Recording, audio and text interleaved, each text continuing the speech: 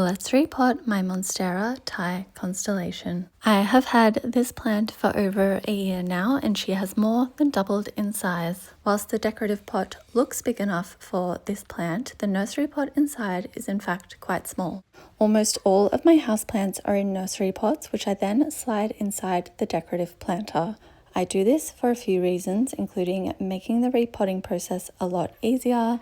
Nursery pots have a really great drainage, and it also means you can change up your decorative planter whenever you like without repotting. To start with, you will need to grab a pot that is at least 2 inches bigger than the pot that your plant is currently in. The new pot that I am using is 300 millimeters in diameter. You can see that my new pot is more than 2 inches bigger than my existing pot, but this beautiful big Monstera needs the space. I'm also adding the matching plastic plant saucer underneath my pot.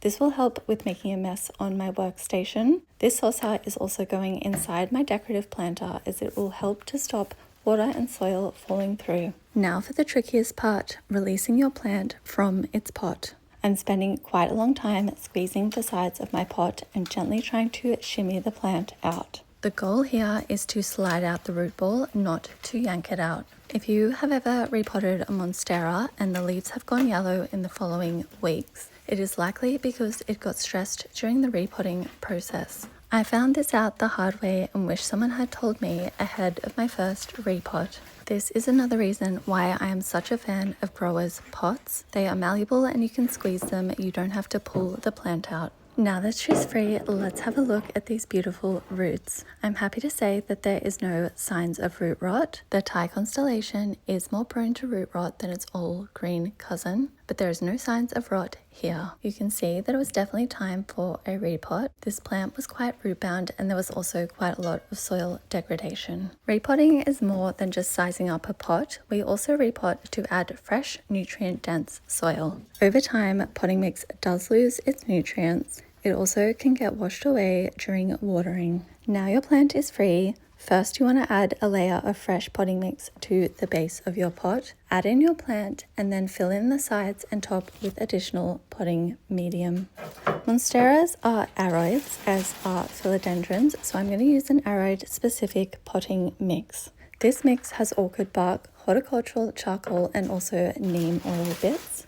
This helps to create a nutrient-dense potting medium, which is also well-draining and helps to deter pests.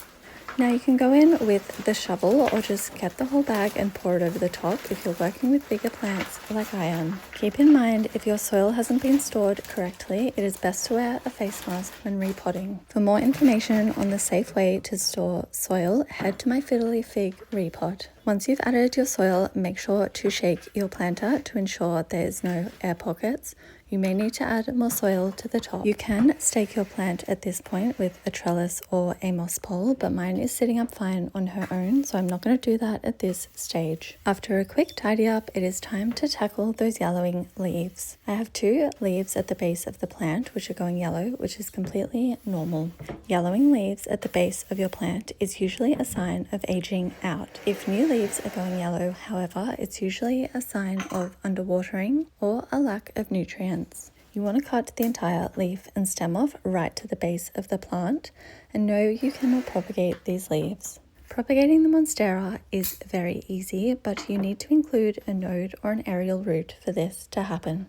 Nodes are the small brown lumps that you will see on the Monstera, which turn into aerial roots. You can either use these to take cuttings or you can push them back into the soil, which is what I usually do. They will help to stabilize your plant so you don't need to add a moss pole. Now let's get my Monstera Thai Constellation in her new home. In the base of my decorative planter, I am adding that plastic black plant saucer and putting my nursery pot and plant on top of it. I'm then going to put the planter back in the same spot that my plant was before. This will help stop your plant from going into transplant shock because it is in the same environment and should be receiving the same sunlight. Whenever you repot a houseplant, you want to immediately give it a really good water. Again, this will prevent your plant from going into shock. I'm doing that now after I've moved my plant. A Monstera of this size will take about 2 liters of water, which will add 2 kilos of weight to an already heavy planter and houseplant. Save yourself the additional struggle and water your big plant once you've already moved it back to its spot.